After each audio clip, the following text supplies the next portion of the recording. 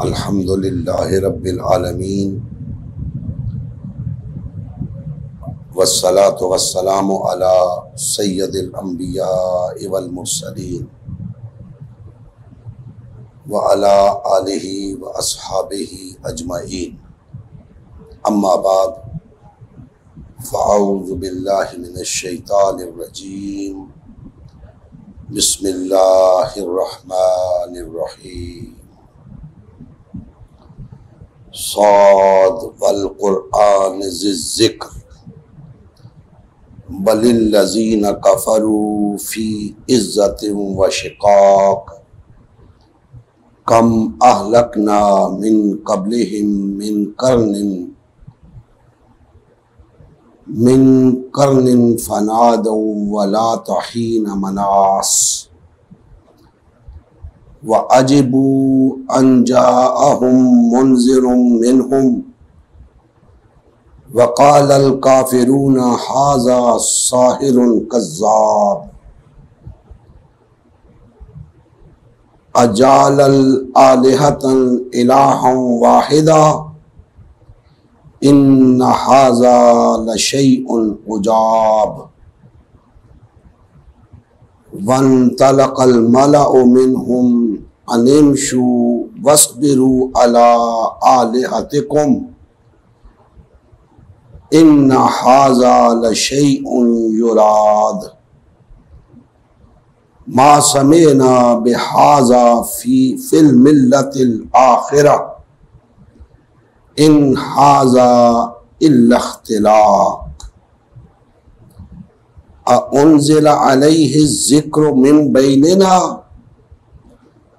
बल हुम फ़ी शक्किन मिन ज़िक्री बल लम्मा यज़ूक़ू अज़ाब। सदक़ल्लाहु मौलाना अज़ीम।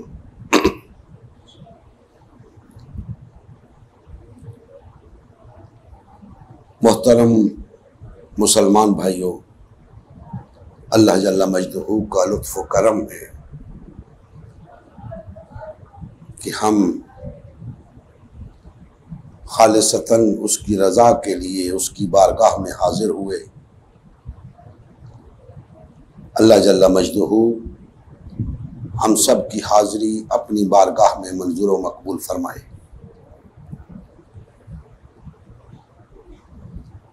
मैंने आपके सामने सूरह साद की इब्तिदाई 8 आयात की तिलावत का शर्फ हासिल किया है।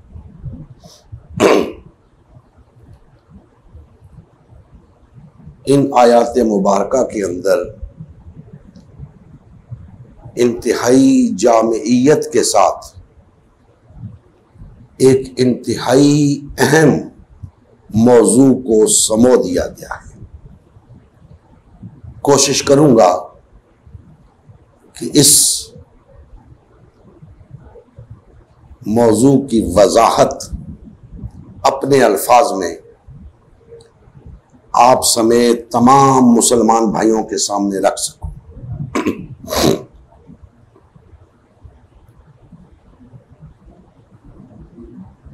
उम्मत मुस्लिमा की तश्कील नौ, ये एक ऐसा उन्वान है कि अल्हम्दुलिल्लाह इस पे गुफ्तगू शुरू हो चुकी है।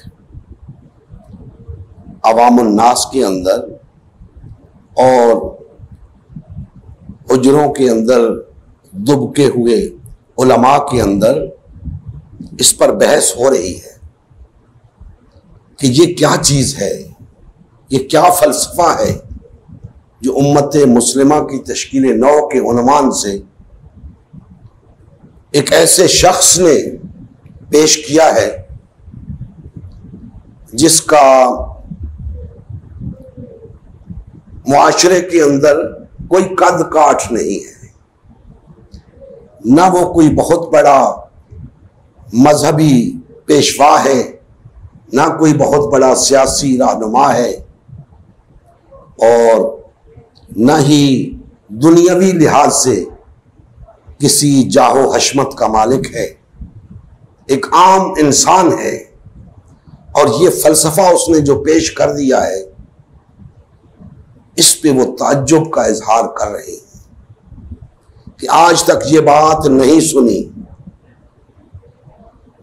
ये कैसी बात है कि हम सबको रगड़ा जा रहा है,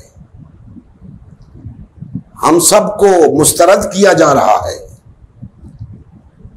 हमारे कौलो फेल को मुस्तरद किया जा रहा है। तो ये क्या शय है? और बाज जगहों पे तो इसे मन घड़त करार देकर लोगों को मुतमईन किया जा रहा होगा कि ये ऐसे ही शोशा छोड़ दिया इन्होंने, ऐसी कोई बात नहीं। क्यों? इसी का तज़किरा इन आयात मुक़द्दसा के अंदर है जो आज आपके सामने रखूंगा। कोशिश ये करनी है कि बिला तमसीलो बिला मिसाल बात को समझने की कोशिश करनी है। मुमकिन है फतावा भी सादर हो जाएं तो हमें इसकी परवाह नहीं है। हमारा काम है हक बात कहना, दूसरों तक पहुंचाना। तो हमें इसमें कोई तरद्दुद नहीं है, कोई आर नहीं है हक बात बयान करने में। अल्लाह जल्ल मजदहू ने इरशाद फरमाया, साद कसम है कुरान की जो नसीहत देने वाला है, मगर जो लोग काफिर हैं वो गुरूर और मुखालिफत में पड़े हैं।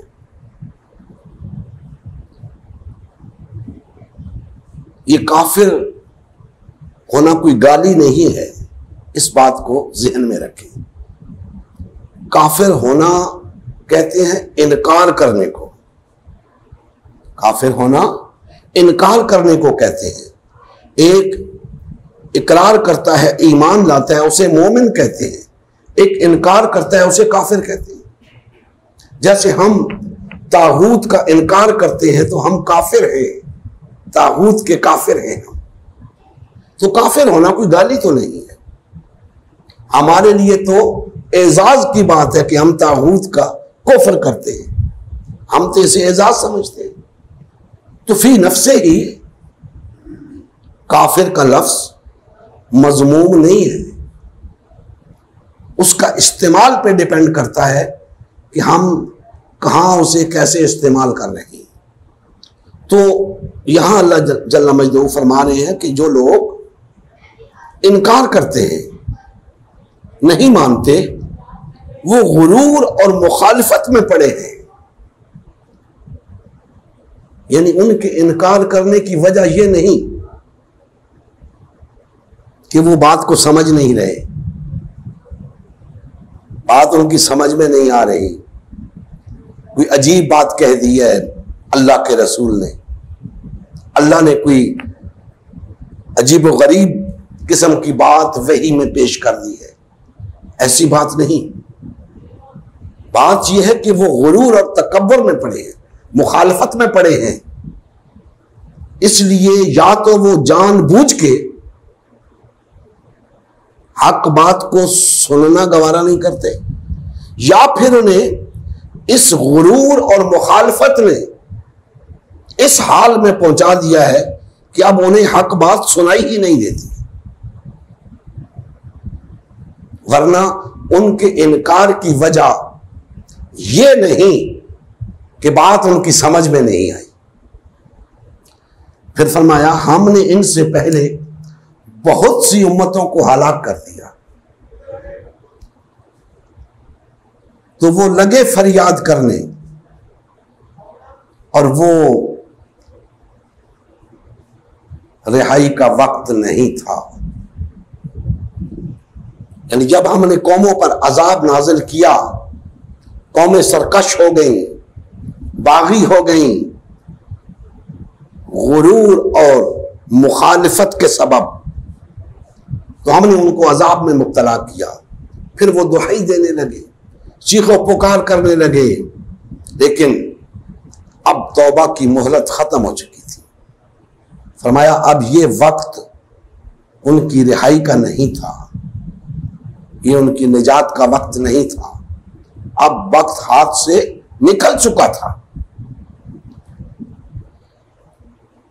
फिर फरमाया और उन्होंने ताज्जुब किया कि उनके पास उन ही में से हिदायत करने वाला आया और काफिर कहने लगे कि ये तो जादूगर है, झूठा है। दोस्ताने मोहतरम, अल्लाह जल्ला मजदहू ने किसी फरिश्ते को, किसी और मखलूक को नबी बनाकर नहीं भेजा, एक इंसान को नबी बनाकर भेजा। तो उन्हें इस बात पे ताज्जुब हुआ, तमाम कौमों को, कि यह क्या बात हुई कि अल्लाह नबी भेजे, रसूल भेजे और वो हम जैसा हो, हम जैसा एक इंसान हो।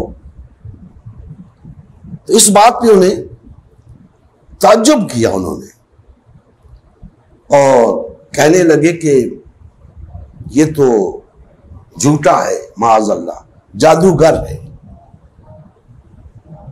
क्योंकि अगर कोई और मखलूक होती तो शायद हम ये समझते कि ये उस मखलूक की खसूसियात में से है, लेकिन ये तो इंसान है।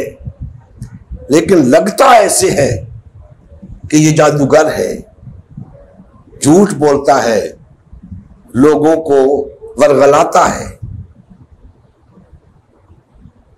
और फिर वो कहने लगे कि क्या इसने इतने माबूदों की जगह एक ही माबूद बना दिया, इतने खुदाओं की जगह एक ही खुदा बना दिया। ये तो बड़ी अजीब बात है। यानी उन्होंने इस बात पे ताज्जुब का इजहार किया कि यह कैसे हो सकता है, हमारे इतने खुदा और ये शख्स आके कहता है कि नहीं, बस एक ही इलाहा है, एक ही खुदा है। तो ये तो बड़ी अजीब बात है। और ये सब कुछ वो इस वजह से नहीं कह रहे थे कि बात उनकी समझ में नहीं आ रही थी, ये लोगों को चकमा दे रहे थे, लोगों को वरगला रहे थे। ये नबी करीम सल्लल्लाहु अलैहि वसल्लम और अंबिया कराम अलैहिमुस्सलाम को जुटला रहे थे, वरना बात उनकी समझ में आ रही थी। फिर फरमाया कि तो उनमें से जो मुअज़्ज़ज़ थे, जो बड़े लोग थे, सरदार थे, जागीरदार थे, जो मजहबी पेशवा थे, सियासी रहनुमा थे, बड़े लोग थे, मालदार लोग थे, वो ये बात सुनकर चल खड़े हुए, चल पड़े और अपने लोगों से बोले कि चलो और अपने माबूदों की पूजा पर कायम रहो, अपने खुदाओं की इबादत पर कायम रहो। बेशक ये ऐसी बात है जिससे तुम पर शर्फ व फजीलत मकसूद है। यानी ये अल्लाह का नबी जो तुमसे कह रहा है कि कोई इलाहा नहीं सिवाय अल्लाह के, इसके पीछे गर्ज ये है कि ये तुम सब पर शर्फ और फजीलत चाहता है, ये हाकम बदहन लीडर बनना चाहता है, ये तुम सबको अपने पीछे लगाना चाहता है, बड़ा बनना चाहता है। दर हकीकत उन्हें खतरे की बू आ गई थी, बात उनकी समझ में आ गई थी कि ये जो दावत पेश की जा रही है ये महज जुबान से कहने की बात नहीं है, इसके पीछे एक बहुत बड़ा फलसफा है। अगर ये अल्लाह का नबी कह रहा है कि सब खुदाओं को छोड़ दो, एक खुदा की बंदगी करो, तो इसके पीछे कोई फलसफा है, इसके पीछे कोई बात है। और वो बात वो भांप गए कि अगर सब खुदाओं को छोड़ दिया गया तो हमारी सरदारियां और दुकानदारियां खत्म हो जाएंगी, हमारी चौधराहटें खत्म हो जाएंगी और हमें इस अल्लाह के नबी के पीछे चलना पड़ेगा। और वो उन्हें गवारा नहीं था। क्यों गवारा नहीं था? इसलिए कि वो कहते थे कि हम तो बड़े सरदार हैं, जागीरदार हैं, मालदार हैं, चौधरी हैं, अपने इलाके के, अपने कबीले के बड़े हैं, इसके पास तो कुछ भी नहीं, ये हम पे कैसे सरदार बन सकता है, हम कैसे इसके पीछे चल सकते हैं, हम क्यों इसकी इताअत करें? गुरूर और मुखालिफत पर उतर आए, गुरूर और तकब्बुर में मुब्तला हो गए, मुखालिफत में पड़ गए इन बातों की वजह से। और फिर वो अपने लोगों से कहने लगे कि ये पिछले मजहब में हमने कभी सुनी ही नहीं, यानी हमने इससे पहले ये बात नहीं सुनी जो अल्लाह का नबी कह रहा है। कौन सी बात? ला इलाहा इल्लल्लाह। और महज ये तो नहीं बताया होगा अल्लाह के रसूल सल्लल्लाहु अलैहि वसल्लम ने, कुछ वजाहत भी की होगी, तो उनकी समझ में ये बात आ गई कि ये ला इलाहा इल्लल्लाह ये महज जुबान से कहना नहीं है। अगर हमने ये कह दिया तो हमारी दुकानदारियां खत्म, हमारी सरदारियां खत्म, फिर हम सब एक ही सफ में खड़े हो जाएंगे, हम सब बराबर हो जाएंगे। लिहाजा उन्होंने साफ इनकार कर दिया। उन्होंने कहा ये तो हमने सुनी ही नहीं आज तक, ये बात, ये नई बात है और ये बिल्कुल मन घड़त बात है। उन्होंने क्या कहा? ये मन घड़त बात है, अपनी तरफ से बनाई हुई बात है, इसका हकीकत से कोई ताल्लुक नहीं। दोस्तान मोहतरम,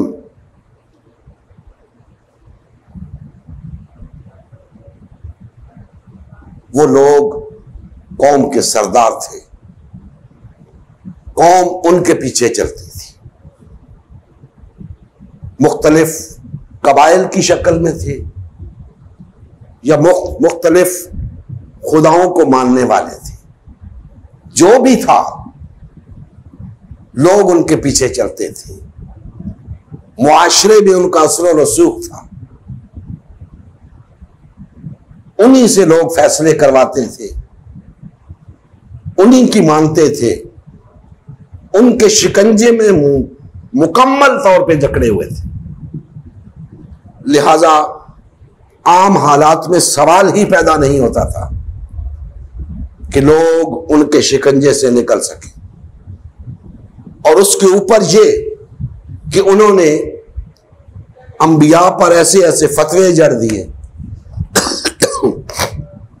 झूठा कह दिया, माअज़ल्लाह, जादूगर कह दिया, और कह दिया कि ये बड़ा बनना चाहता है, ये लीडर बनना चाहता है, और ये जो दावत पेश कर रहा है ये मन गलत है, ये हमने कभी नहीं सुनी।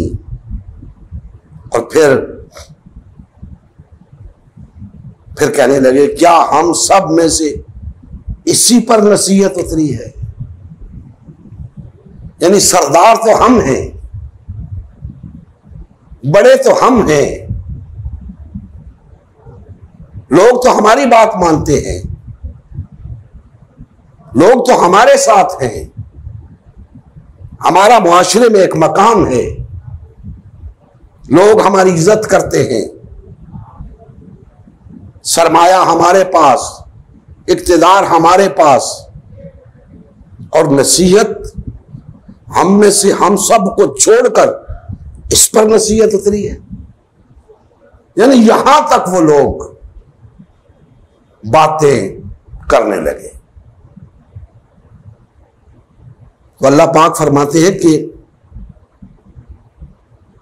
नहीं, बल्कि ये मेरी नसीहत की किताब से शक में है, बल्कि इन्होंने अभी मेरे अजाब का मजा नहीं चखा। यानी ये अगर मेरे रसूल पे, मेरे नबी पे ये फतवे लगा रहे हैं तो बात ये नहीं कि माअज़ल्लाह मेरा रसूल झूठा है या जादूगर है या उसने अपनी तरफ से कोई गढ़ के बात बताई है, तो बात यह है कि जो वही मैंने नाजिल की है ये उस पर शक कर रहे हैं, और अभी इन्होंने मेरे अजाब का मजा नहीं चखा। जब मेरा अजाब का कोड़ा इन पर बरसेगा तो उस वक्त ये तस्लीम करेंगे, लेकिन उस वक्त का तस्लीम करना इनके काम नहीं आएगा, क्योंकि तौबा की मोहलत खत्म हो चुकी होगी। दोस्तान मोहतरम, ये तो तर्जुमा और कुछ मफहूम मैंने आपके सामने रखा। अब आगे बढ़ते हैं और उस दावत को देखते हैं जिसको लोगों ने जुटलाया।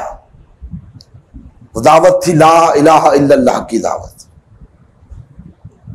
नबी करीम सल्लल्लाहु अलैहि वसल्लम ने सबसे पहले कुरैश मक्का के सामने ये दावत रखी। मैं बहुत मुख्तसर वक्त के अंदर अपने मौजू को समेटूंगा।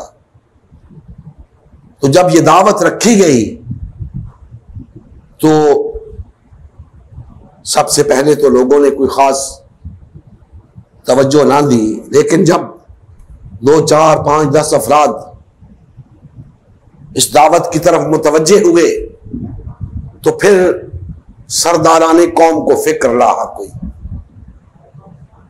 फिर जिनकी दुकानदारियां खतरे में थीं उनको फिक्र रहा कोई, और उन्होंने इस दावत को दबाने के लिए, इस दावत को वहीं पर रोक देने के लिए अपने हरबे इस्तेमाल करने शुरू किए।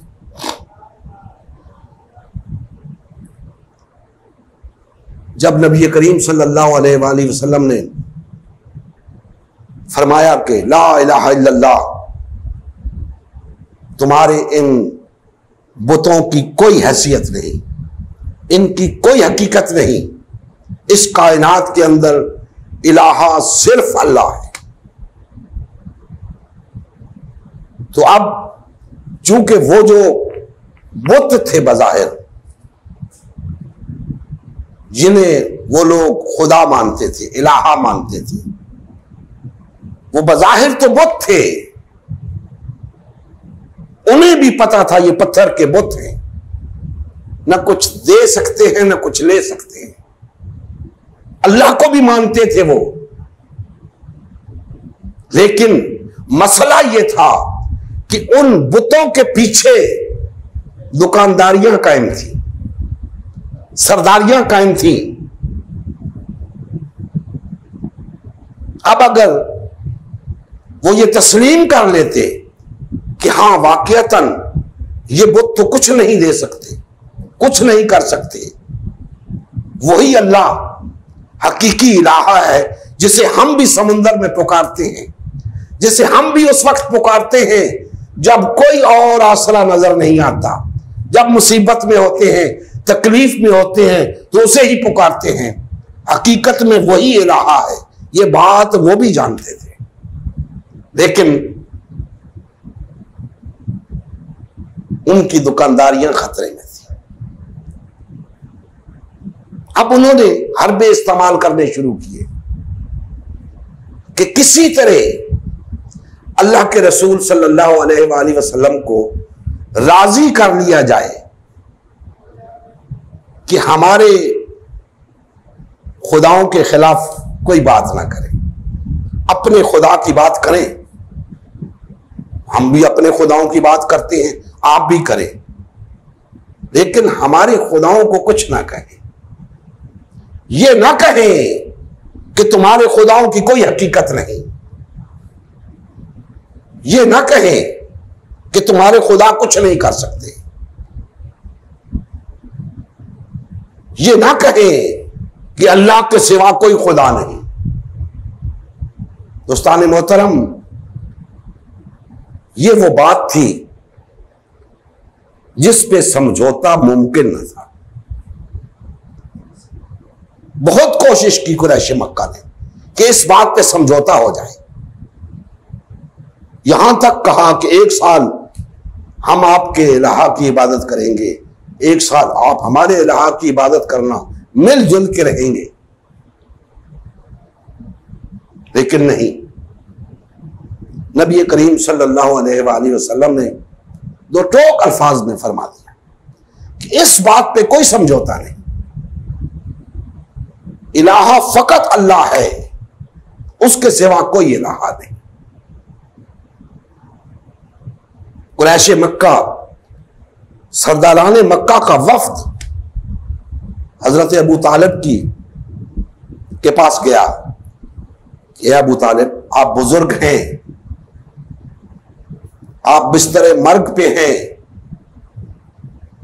अगर हमने आपके भतीजे को कुछ कहा तो आप कहेंगे कि मैं बिस्तर पे था और तुम लोगों ने ज्यादती कर दी। अपने भतीजे को समझाए। हजरत अबू तालिब ने नबी करीम सल्लल्लाहु अलैहि वसल्लम को बुलाया और कहा कि बेटा, उन्हें अपना काम करने दो, तुम अपना काम करो, उनके बुतों को बुरा भला ना कहो। तो नबी करीम सल्लल्लाहु अलैहि वसल्लम ने फरमाया कि चचा जान, इस बात पे कोई समझौता नहीं हो सकता। अगर ये मेरे एक हाथ पे चांद और दूसरे पे सूरज लाकर रख दे, मैं इस दावत से बाज नहीं आ सकता। यही दावत हक है, इसी का मुझे हुक्म है, मैं इससे बाज नहीं आ सकता। अब दोस्ताने मोहतरम, कुरैश मक्का मुतअद्दिद खुदाओं को मानते थे, बुतों को खुदा बना रखा था या कुछ और खुदाओं को मानते थे, लेकिन खुदा बना रखे थे। अब अगर बात महज ये कहने की थी कि ला इलाहा इल्लल्लाह पढ़ लो, तो वो पढ़ लेते, वो ला इलाहा इल्लल्लाह कह देते, कुछ फर्क नहीं पड़ना था इससे। लेकिन बात महज कहने की नहीं थी, बात बहुत आगे की थी। अब उनकी बाकी तमाम हैसियतें खत्म हो जानी थी। वो सरदारियां, वो चौधराहटें खत्म हो जानी थी। लिहाजा उन्होंने ला इलाहा इल्लल्लाह कहने से इनकार कर दिया। नबी करीम सल्लल्लाहु अलैहि वसल्लम ने यहां तक उन्हें यकीन दिलाया कि ला इलाहा इल्लल्लाह कह दो, अरबो अजम के मालिक बन जाओगे। लेकिन उन्होंने वो वक्ती दुकानदारियां, उनको महफूज रखना बेहतर जाना और इस दावत को कबूल ना किया। दोस्ताने मोहतरम, मैं अपने मकसद की बात की तरफ आता हूं कि अगर बिलफर्ज वहां पे बुत थे जिनकी आड़ में यह कारोबार हो रहा था, बुतों की आड़ में यह कारोबार हो रहा था, अपनी अपनी दुकानें सबने खोल रखी थी, सरदारियां कायम थीं, लोगों को अपने शिकंजे में जकड़ा हुआ था, लोगों के माल लूटे जा रहे थे, हुकूक गस्ब किए जा रहे थे और अपनी सरदारी कायम थी। दावत जब उनके सामने रखी गई तो अगर ला इलाहा इल्लल्लाह कहना ही मकसूद था और वो ये कह देते कि ठीक है आप कहते हैं तो हम ला इलाहा इल्लल्लाह कह देते हैं, लेकिन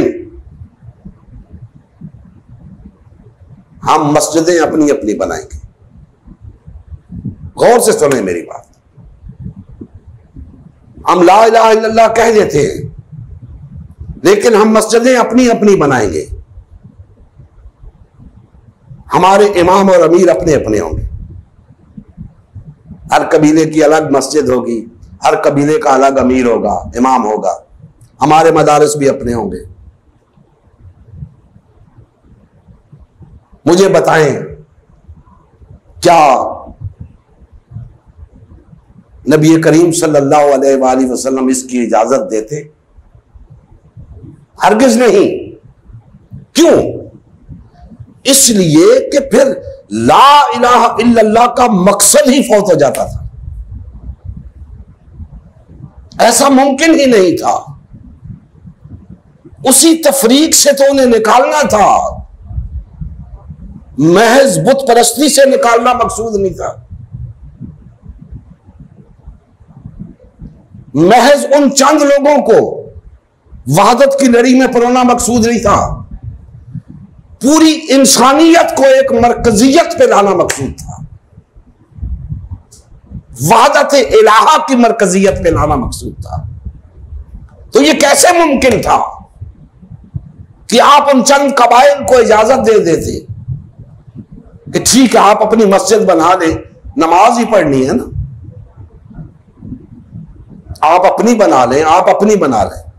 नहीं, हरगिज नहीं। ना सिर्फ मस्जिद बल्कि अपने अपने कबीले, जमातों की शक्ल, उनके अपने अपने उमरा, अपने अपने इमाम।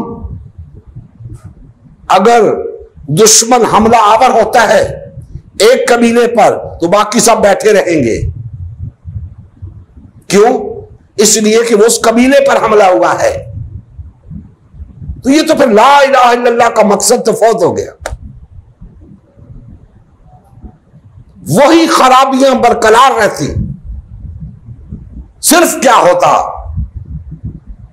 नमाजें पढ़ने लग जाते लोग जो पहले भी नमाज पढ़ी जाती थी, रोजे रखने लग जाते, वो पहले भी रखे जा रहे थे, हज पहले भी हो रहा था, शक्ल ही बदली है ना।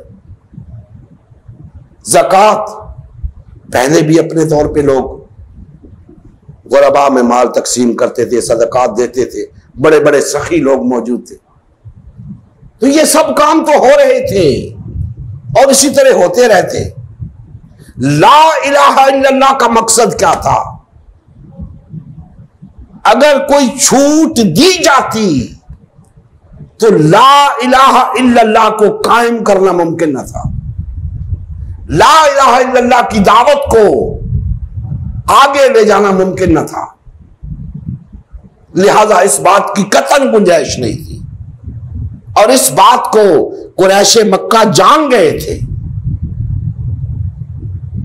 कि अगर ला इलाहा इल्लल्लाह कह दिया तो फिर मोहम्मद के पीछे चलना पड़ेगा सल्लल्लाहु अलैहि वसल्लम, फिर हमारी सरदारियां कायम नहीं रह सकती। लिहाजा उन्होंने ऐसी बात ही नहीं की। समझदार थे, हम जैसे नहीं थे, समझदार थे। उन्होंने ऐसी बात ही नहीं की कि जी हम अपनी अपनी मस्जिदें बना लेते हैं, अपने अपने इमाम और अमीर बना लेते हैं, ऐसी बात ही नहीं की उन्होंने। उन्हें पता था इस फलसफे के अंदर इस बात की गुंजाइश ही नहीं, इस ला इलाहा इल्लल्लाह की दावत के अंदर इस बात की गुंजाइश ही नहीं। वो समझ गए थे ला इलाहा इल्लल्लाह की हकीकत को।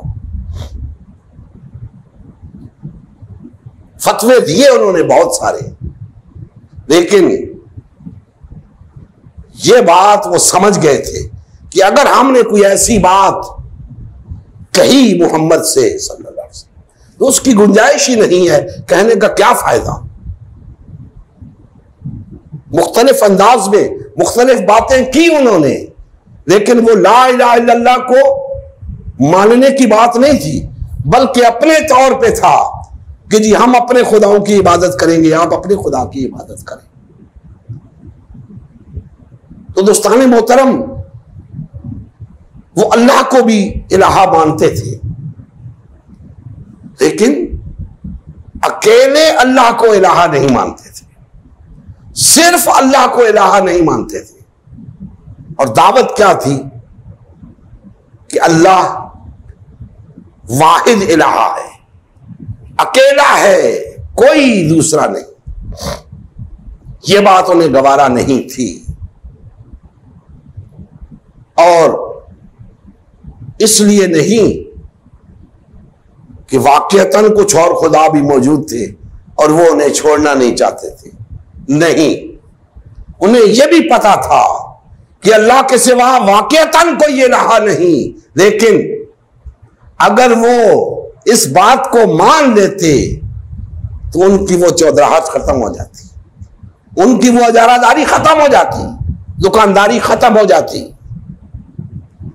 दोस्तान मोहतरम, आप उस मुआशरे का तसव्वुर कर लें कि अगर मक्का के अंदर ये सूरत हाल बन जाती कि सब अपनी अपनी मस्जिदें बना लेते, अपने अपने मदारिस कायम कर लेते, अपने अपने इमाम और अमीर मुकर्रर कर लेते, तो किस किस्म का इस्लाम सामने आता।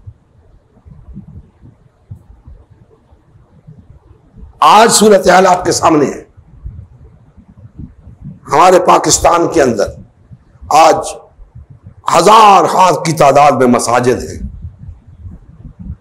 अगर बफर्ज महाल इन हजार हा मसाजिद की जगह मंदिर बना दिए जाएं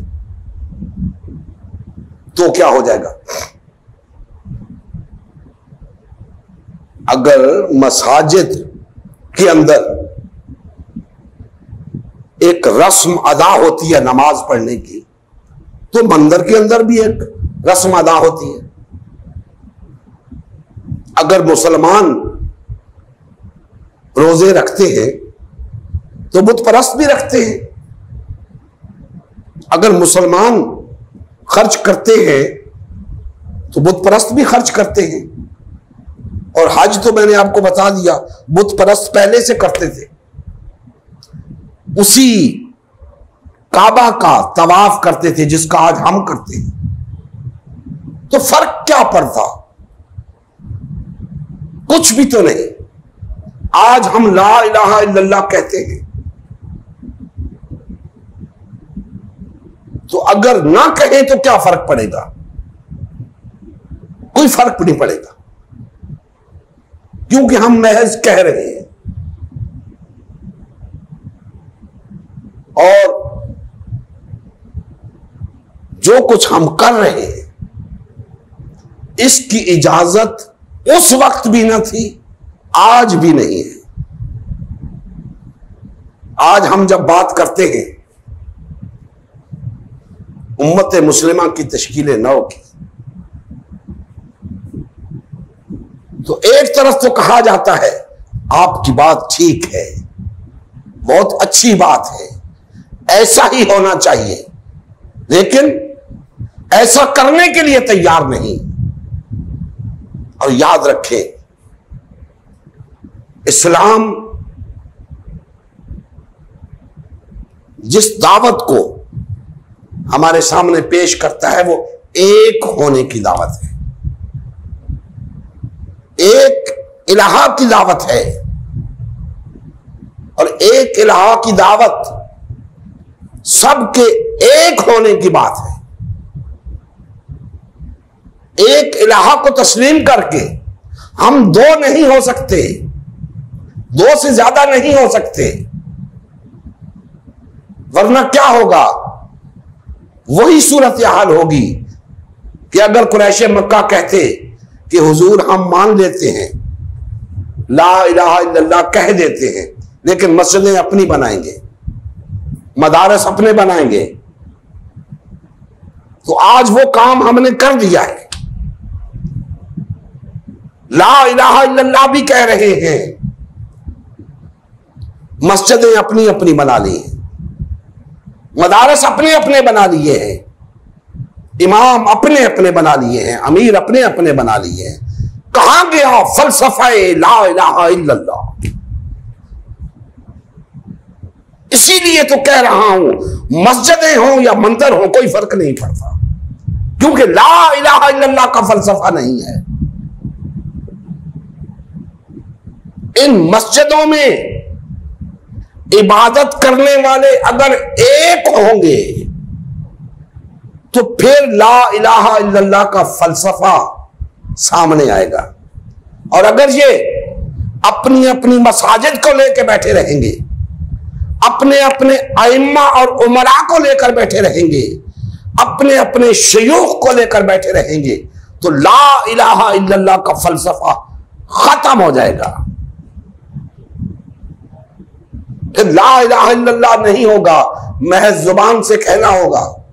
और आज यही हो रहा है, हम महज जुबान से कह रहे हैं ला इलाहा इल्लल्लाह, अमलन क्या कर रहे हैं? अमलन हम तफरके का शिकार हैं, शिर्क में मुब्तला हैं। कुरैश मक्का मुशरिक थे ना, किस वजह से? अल्लाह को भी मानते थे साथ और खुदाओं को भी मानते थे, और अल्लाह की वजह से नहीं, अल्लाह को मानने की वजह से नहीं, दूसरे खुदाओं को मानने की वजह से शिर्क में मुब्तला थे। उन खुदाओं को मानने की वजह से तफरके में थे, पार्टीबाजी का शिकार थे। आज बेऐन ही वही बात हमारे सामने है कि कहा जाता है कि वहदत की बात तो ठीक है, लेकिन जमातें बनाना भी गलत नहीं है, जमातें बनाना भी जरूरी है। तो भाई फिर तफरका किस बला का नाम है?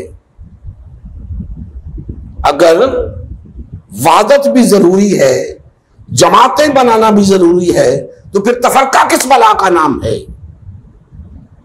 इस्लाम में या वहदत है या तफरका है, और तफरका तुम्हारे इस्लाम में होगा, हमारे इस्लाम में सिर्फ वहदत है।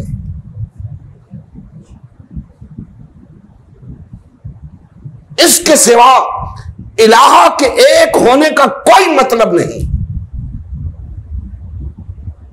तुम जितनी बड़ी मसाजिद बना लो, जितनी बड़ी जमातें बना लो, जितने बड़े उलमा बन जाओ, इस्लाम का फलसफा ला इलाहा इल्लल्लाह वहदत में है, तफरके में नहीं है। आज इस वहदत को इस तरह मुस्तरद कर दिया गया है जैसे इसका दीन के साथ कोई ताल्लुक ही नहीं। और किसने मुस्तरद कर रखा है? कोई शेखुल हदीस है, उसने भी मुस्तरद कर रखा है। कोई शेखुल कुरान है, उसने भी मुस्तरद कर रखा है। कोई शेखुल इस्लाम है, उसने भी मुस्तरद कर रखा है। कोई मुज्तहिद है, कोई मुफ्ती है, उसने भी मुस्तरद कर रखा है। कोई आयतुल्लाह है, उसने भी मुस्तरद कर रखा है। सब ने मुस्तरद कर रखा है। और जब मुझ जैसे गुनाहगार, खताकार, कमजोर और नातमा बंदे के मुंह से वहदत की बात सुनते हैं तो उन्हें आग लग जाती है कि ये अजीब बात कह रहा है। हम इतने बड़े बड़े उलमा, हमें जमातों के क़याम पे कोई एतराज नहीं, ये एतराज कर रहा है। पता नहीं ये कैसी वहदत चाहता है। फतवे शुरू हो जाते हैं। भाई दे दे फतवे। लोगों ने तो अंबिया को नहीं बख्शा, मैं किस बात की मूली हूं? दे दे फतवे। हक यही है, वहदत के सिवा ला इलाहा इल्लल्लाह का कोई माना नहीं। मानते हो तो ठीक, नहीं मानते तब भी ठीक। हमें इससे गर्ज नहीं कि तुम मानते हो या नहीं मानते हो, हमें गर्ज इससे है कि हक क्या है। हक यही है, मानो या ना मानो। आपकी मिसाल कुरैश मक्का जैसी ही है, जिन्होंने अपनी सरदारियों के चले जाने के डर से, अपनी दुकानदारियों के खत्म हो जाने के डर से दावत हक को कबूल करने से इनकार किया था। तुम्हें अब इन जमातों की आड़ में तुम्हारी दुकानदारियां हैं, तुम्हारी इजारादारियां हैं। तुम किसी कीमत पर ये इजारादारियां और दुकानदारियां नहीं छोड़ना चाहते, लेकिन ला इलाहा इल्लल्लाह की दावत तकाजा कर रही है कि ये सब छोड़ दो, एक अल्लाह की तरफ लौट, वहदत इख्तियार कर लो, इसके सिवा चाला नहीं है। और तुम बड़े मजे के साथ चिमटे बैठे हो अपनी अपनी जमातों के साथ। गौर करो, ये शिर्क है। वहदत को छोड़ के तफरका इख्तियार करना शिर्क है। अगर ऐसा ना होता तो नबी करीम सल्लल्लाहु अलैहि वसल्लम उन्हें इजाजत दे देते। नहीं, हरगिज इजाजत नहीं दी, क्योंकि ये शिर्क है। तफरके में मुब्तला होना शिर्क है, पार्टीबाजी शिर्क है, अपनी अपनी जमातें बनाकर अलग हो बैठना शिर्क है। इसीलिए तो आज आपकी ये हालत है। आज मुसलमान क्यों दर दर की ठोकरें खा रहे हैं? इसी वजह से कि हमें हमारे मजहबी पेशवाओं ने, हमारे सियासी रहनुमाओं ने शिर्क में मुब्तला कर रखा है।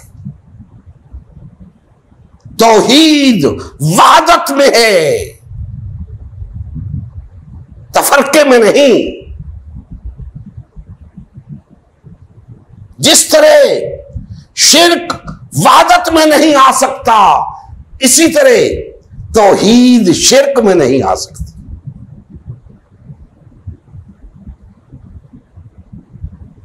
अगर तौहीद परस्त हो तो वहदत इख्तियार करनी होगी, लामहला उसके लिए कुर्बानी दरकार है। कुरैश मक्का ये कुर्बानी देने के लिए तैयार नहीं थे, आप भी नहीं हो, आप भी नहीं हो। अगर तौहीद परस्ती तुम्हें प्यारी है तो मुशरिकाना बातों से तौबा करो, कुर्बानी दो, जमातों की कुर्बानी दो, पार्टियों की कुर्बानी दो, तफरके की कुर्बानी दो, वहादत इख्तियार करो। वरना याद रखो, आज जो लोग तुम पर मुसल्लत हैं, इससे भी बुरे लोग तुम पर मुसल्लत होंगे और तुम कुछ नहीं कर सकोगे। अल्लाह का अजाब बनकर तुम पर मुसल्लत होंगे, कुछ नहीं कर सकोगे, चीखोगे, चिल्लाओगे, कोई नहीं सुनेगा तुम्हारी। तौबा की मोहलत भी खत्म हो जाएगी। तो बाज आ जाओ इस तफरके से, इस पार्टीबाजी से, लौट आओ वहदत की तरफ, आओ तौहीद परस्त बन जाओ। महज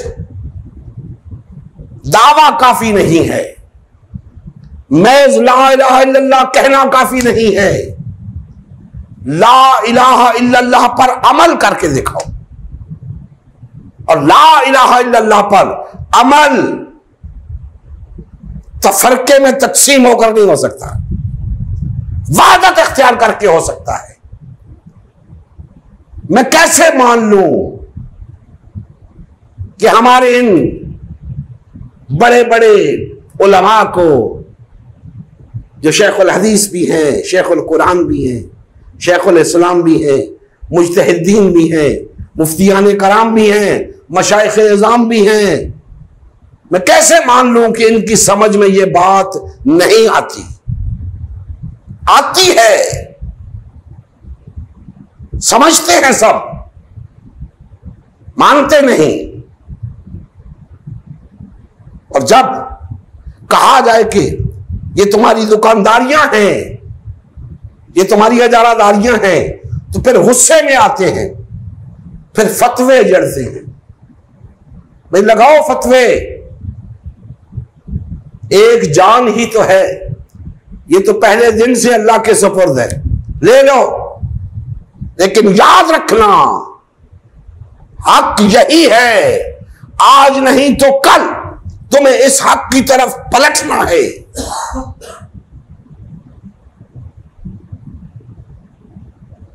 इस वजह से हक से गुरेज ना करो कि ये शख्स कौन है, ये क्यों ये बात कह रहा है। हक हक है, कोई भी कहे। अल्लाह आपको भी तौफीक दे हक बात कहने की। आप कहें, मैंने कोई ठेका नहीं ले रखा हक बात कहने का, आपको भी हक है हक बात कहने का, कहें। लेकिन नहीं, आप नहीं कहेंगे, आपकी दुकानदारी खराब होती है, आपकी चौधराहट जाती है, आपको डर लगता है दुकानदारी खत्म होने का। वो जो आसाइशें, वो जो प्रोटोकॉल आपको मुयस्सर है, वो खत्म होता है।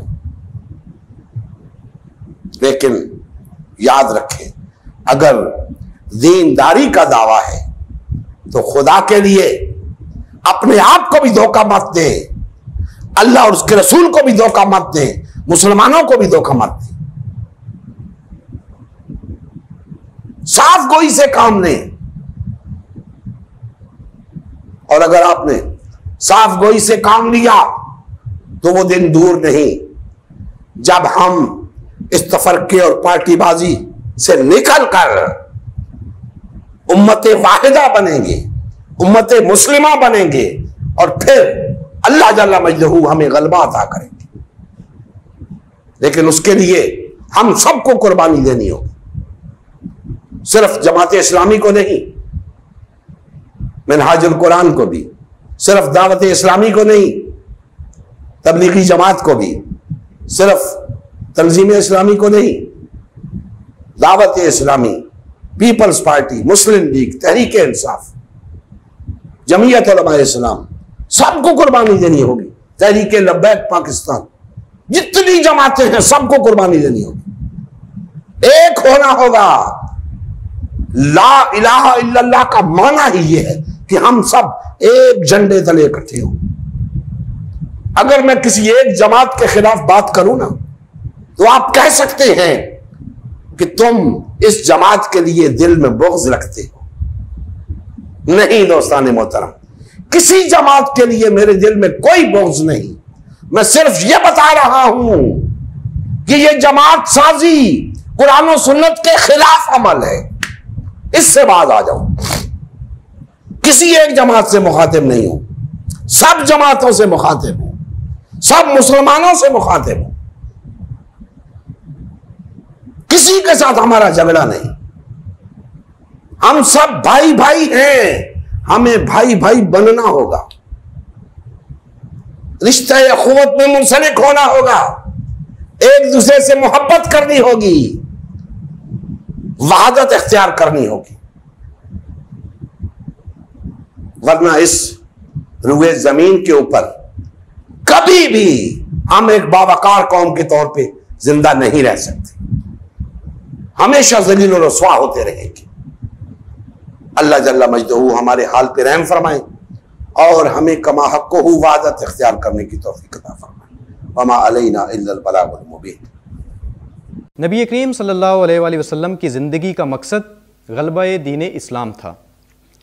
इस मकसद के हुसूल के लिए उम्मत मुस्लिमा की तश्कील हुई। उम्मत मुस्लिमा ने नबी करीम सल्लल्लाहु अलैहि वसल्लम की सयादत व क़यादत में इस्लाम को गालिब व नाफिज़ किया। जब तक उम्मत मुस्लिमा में वहादत रही, इस्लाम का गलबा बरकरार रहा। जैसे ही उम्मत मुस्लिमा में तफरका रोनमा होना शुरू हुआ, यानी पार्टीबाजी शुरू हुई, इस्लाम का गलबा जाता रहा। आज गलबा दीन इस्लाम की बहाली की वाहिद सूरत उम्मत मुस्लिमा की तश्कील नौ है। अल्हम्दुलिल्लाह, हमने गलबा दीन इस्लाम की बहाली के लिए अल्लाह के रसूल की जमात उम्मत मुस्लिमा को बहाल व फ़ाल करने का बेड़ा उठाया है। ये हमारा ही नहीं, हर कलमा गो का अव्वलीन फरीज़ा है कि हर किस्म के बातिल और तागूती निज़ाम के ख़िलाफ़ उठ खड़ा हो और गलबा दीन इस्लाम की बहाली के लिए फ़िरका वारियत और पार्टीबाजी से किनारा कश होकर सिर्फ़ और सिर्फ उम्मत मुस्लिमा को बहाल व फ़ाल करने में अपना तन मन धन लगाए। इस मिशन का हिस्सा बनकर अपना फ़र्ज़ मनसिबी अदा कीजिए, हक़ मुसलमानी अदा कीजिए। मज़ीद तफ़सील के लिए हमारा यूट्यूब चैनल उम्मत मुस्लिमा सब्सक्राइब करें। हमारा फेसबुक पेज उम्मत मुस्लिमा की तश्कील नौ लाइक करें। इस पैगाम को ज़्यादा से ज़्यादा शेयर करें। सवाल जवाब या फ़ीडबैक के लिए हमारा व्हाट्सएप ग्रुप या मैसेंजर ग्रुप ज्वाइन करें या इस नंबर पर रब्ता करें। नंबर और तमाम लिंक्स डिस्क्रिप्शन में भी मौजूद हैं। जज़ाकल्लाह खैर।